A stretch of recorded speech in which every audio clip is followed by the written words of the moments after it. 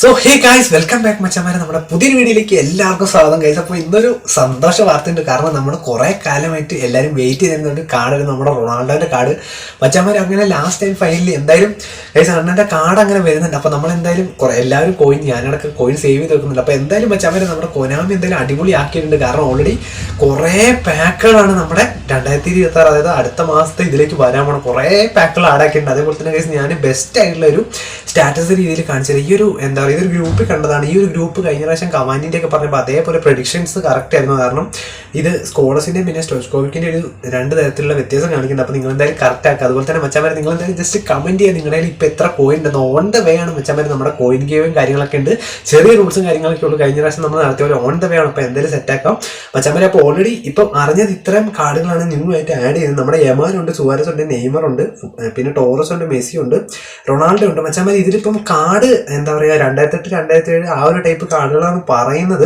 നമ്മളെല്ലാവരും വോട്ട് ചെയ്തുകൊണ്ട് എന്തായാലും അത് കൊനാമി വിടാൻ ചാൻസ് ഇല്ല. അതെന്തായാലും കൊണ്ടുവരും. പിന്നെ ഹെൻറി ഉണ്ട്, ടെറി ഉണ്ട്, ഓവൻ ഉണ്ട്, ടോട്ടി, സീക്കോ ഇവരൊക്കെ ഉണ്ട്. ഓൾറെഡി നമ്മുടെ ഇത് ഏകദേശം ഒരു ഉച്ച 2 മണിയൊക്കെ ഇപ്പോൾ വന്നായിരുന്നു. അപ്പോൾ ഞാൻ വിചാരിച്ചത് ചിലപ്പം ആകെ ഇതാണ്. പക്ഷേ ഡാറ്റാബേസിൽ ഓൾറെഡി ആഡ് ആയ പ്ലേയേഴ്സ് ഒന്നും വരാണ്ടിരിക്കില്ല, ഉറപ്പായിട്ടും വരുന്ന കാർഡുകൾ. കാരണം കക്കയൊക്കെ വന്നപ്പോൾ ഇപ്പോൾ വന്നിട്ടുണ്ട്.